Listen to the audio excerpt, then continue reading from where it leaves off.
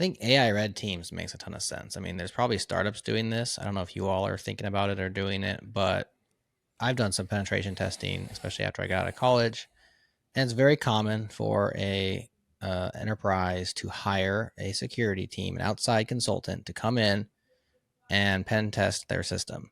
And they're very expensive and they're very good at what they do oftentimes.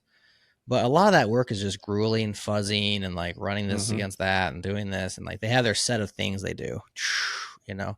And then of course there are like the expert hackers who the AI is never going to be as good as this guy or this gal because they know whatever. That's real. It's real rare, but it's real. But for the 80% of orgs that like can't afford red teaming or auditing at all, but could probably just send a bunch of computers to do, you know, non-deterministic fuzzing against their systems. That seems like it'd be a win in the security world. Is that going on? Is that something GitHub's thinking about? I mean, it's definitely something that's going on. I'm closely following several startups that are putting some time and energy into the space. Yeah. I think it's going to be another powerful tool in the tool bag very Mm-hmm. soon. I think generally in the security space, I think there's a lot of things that fall into that category where the first stage of something that we are paying for a very advanced, highly educated user to go do is often repetitive, is often like, well, I'm going to go query this database to like figure this out. And then I'm going to go to do this Splunk query. And then I'm going to take that and export everything into an Excel spreadsheet so I can do a pivot table with these other IP logs that came from over here or whatever the case may be.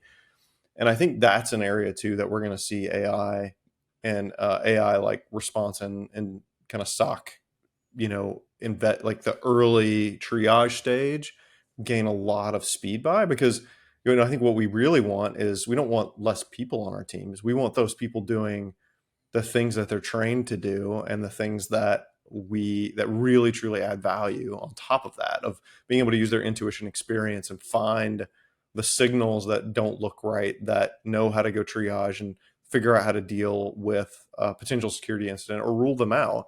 But there's often so much time spent before the experience can kick in. I think this is another area we're going to see some pretty amazing work done, and I know there's a lot of companies doing that in the space right now.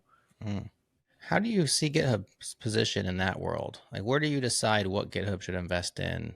I'm sure you're not the only one deciding, but like, what's the decision making process of what is worthwhile for GitHub to be doing versus, well, that's something that some startups can do, but we're not going to do that. It's definitely not my decision. Okay. So I run the day to day of our internal security team. Gotcha. But I can share. Our focus is developers. Our focus is accelerating human progress through software development and enabling open source. And so, we tend to focus on the things that we can bring a lot of value to in that space, and that's why we're so excited about some of the